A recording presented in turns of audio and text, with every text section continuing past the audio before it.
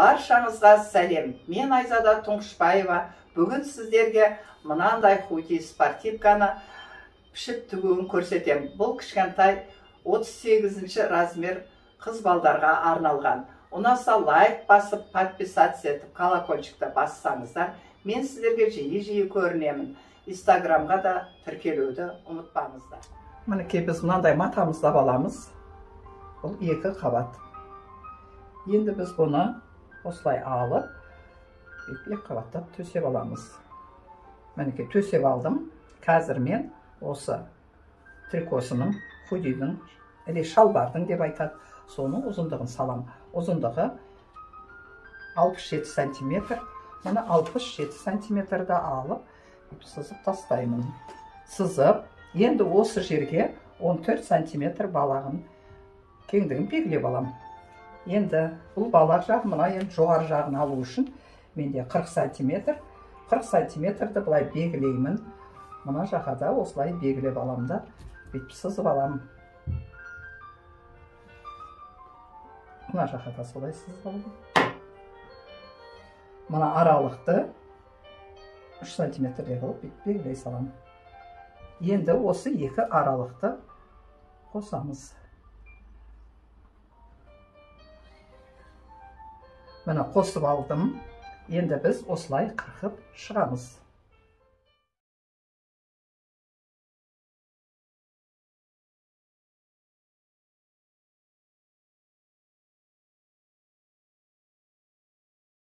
Мына қырқып алдым. Енді бұлай қырқамыз. Мінекей. Енді мына жерден бір 3 сантиметрде алып, мына жерге шейін сызып қырқып тастаймыз. Бұл алдыңғы жағы болады.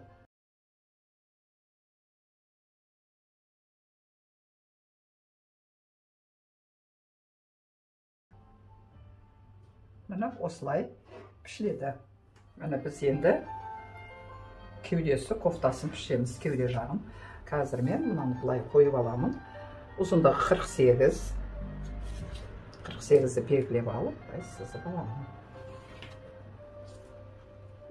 Енді мойын саламыз. Мойыны бізде 16 сантиметр. 16-ны алып, бұлай қарай 4 сантиметрге. Бұлай 4 сантиметр түсір. Сызып аламыз. Қиғаш түсіріп, бұл жерде 8 сантиметр иығымыз. Міне 8 алдым. Мына жерден 2-3 сантиметр ағаламыз. Бұлай 18 деп, бұлай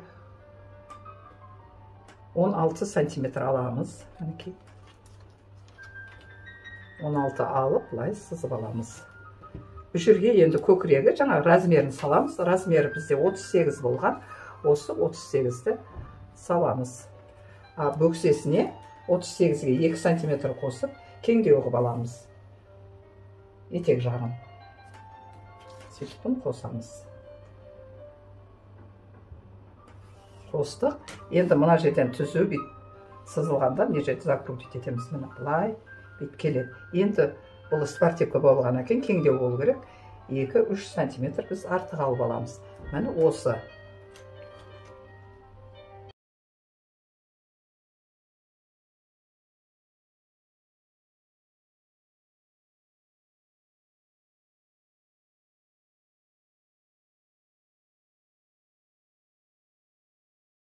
Қазір мынандай капюшонды пішеміз. Капюшонды пішу үшін бізде 32 сантиметр бұлай, 32 мына жақтан аламыз. Осылай төртбұрышты пішіп аламыз бұны. Мына жерден, мына бұрыштан 10 сантиметр аламыз. Бұның мына ортасынан, мына ортасын екеуін қоса саламыз. Мінекей. Енді мына араға шықтықтан біз 7 сантиметр аламыз. Бұны осылай қоса саламыз. Мінекей капюшонымыз біздің осы. Мына жер 10 сантиметр. Мына жер 7 сантиметр болды. Бұлай 32, бұлай 32 болды.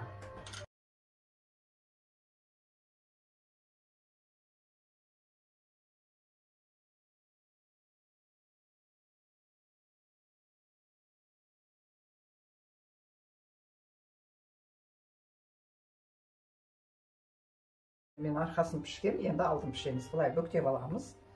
Оны да осы арқасының меркісімен қырқып алуға болады.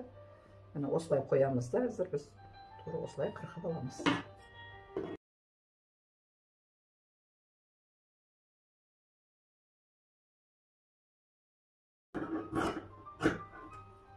Міне енді алды болғандықтан бұның алдын 10 сантиметрдей төмендеу аламыз.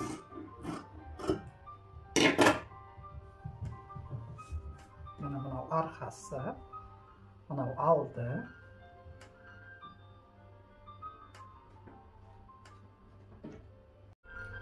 Мінекей біздің бәрін пішіп алдық. Мына алды, арқасы, мына етек жағының несі, пойысы. Оны мен сәл жіңішкелеу алдым. Міне осылай екі жағынан артықтау болу керек. Мынаны сәл тіккен кезде бүйтіп сәл жиынқырап тұрады. Мына қолының манжетімен жалпақтау алдым. Мінекей бұл да осындай бір 3-4 сантиметр артық болады. Мына капюшоны. Міне осылай барлық запчастысын дайындап алып, тігуге кірісеміз. Міне кенгуру қалтасын аламыз, кофтасының. Былай қарай 17 алдым. 17 сантиметр, былай қарай мен 24 сантиметр алдым.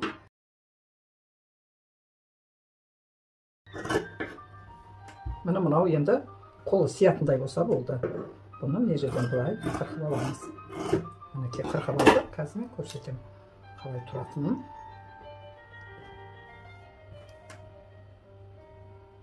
Міне бұл алдына осылай тұрады.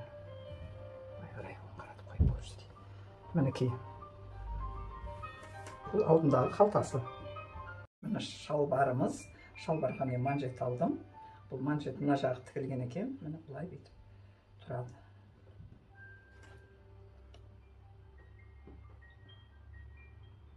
Тігу барысында көрсетемін.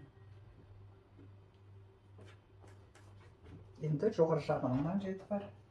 Бұл жерге резинка салынады. Бұны бұлай алдым. Тоже бұдан сәл кішілеу. Бұны да тігу барысында көрсетемін. Резинка салатын жері мынау манжеті.